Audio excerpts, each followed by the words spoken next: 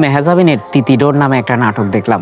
নাটকটি থেকে এত কিছু শিখেছি যে যে জীবনের প্রত্যেকটা মুহূর্ত উপভোগ্য হওয়ার মতো।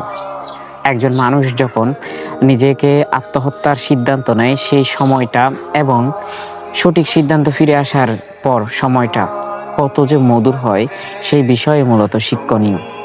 আসলে আমরা আমাদের সময়ের সাথে সাথে বয়স বাড়ে, আমরা ম্যাচিউর হই, কিন্তু কেন মনে হয় একটা সময় আমরা আমাদের এই বয়স বাড়াটাকে মেনে নিতে পারি না। আমাদের চুল পাকে, সেই বিষয় নিয়ে আমরা চিন্তিত হয়ে পড়ি। আমাদের চোখের নিচে কালো দাগ জমে, সেই বিষয় নিয়ে চিন্তিত হয়ে পড়ি। আমাদের চামড়া কুঁচকে যায়, সেই বিষয় নিয়ে আমরা চিন্তিত হয়ে পড়ি।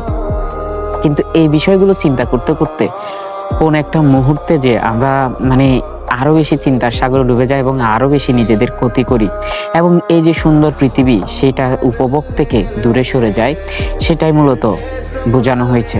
আসলেই তো আমরা আসলে আমাদের পরিবর্তনগুলো মেনে নিতে পারি না। আমরা সেই চিরতরুণ চির সুন্দর থাকতে চাই। এই পরিবর্তন মেনে নিতে না পেরে আমরা একটা হীনমন্যতায় ভুগি, আমাদের মধ্যে মানসিক সমস্যা দেখা দেয় এবং সুন্দর পৃথিবীটাকে আমরা উপভোগ করতে পারি না। প্রত্যেকটা মুহূর্ত, প্রত্যেকটা বিষয়ে সুন্দর কিছু স্মৃতি থাকে। আপনি যখন ছোট ছিলেন ছোটবেলার স্মৃতি, আপনি যখন কিশোর হলেন কিশোরবেলার স্মৃতি, আপনি যখন আরেকটু বড় হলেন তখনকার স্মৃতি, বিয়ের পর স্মৃতি, বাচ্চাদের নিয়ে স্মৃতি, নাতি নাতনিদের নিয়ে স্মৃতি। প্রত্যেকটা মুহূর্তকে আনন্দময় করে কাটানো যায় যদি আপনার সেই ধরনের মন মানসিকতা এগুলো থাকে। পৃথিবী তো খুব ছোট, আমাদের আয়ুষ্কালও খুব কম।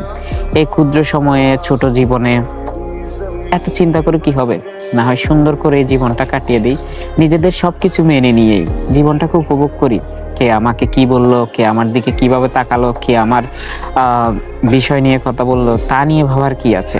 নিজেকে নিজের মতো করে এই প্রপার টাইম দিয়ে সুন্দর একটা পৃথিবী গড়া যায়, যেটা অন্য কেউ পারে না। আমরা হয়তো করতে পারি যদি আমাদের মধ্যে পজিটিভনেস থাকে। পৃথিবী অনেক সুন্দর। পৃথিবী থেকে কোনো একটা কিছু না পেলে সেটার হতাশায় চলে যাওয়া কোনো সমাধান নয়।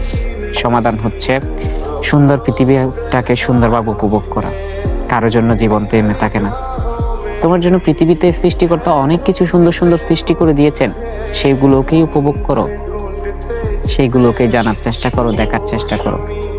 এই তো।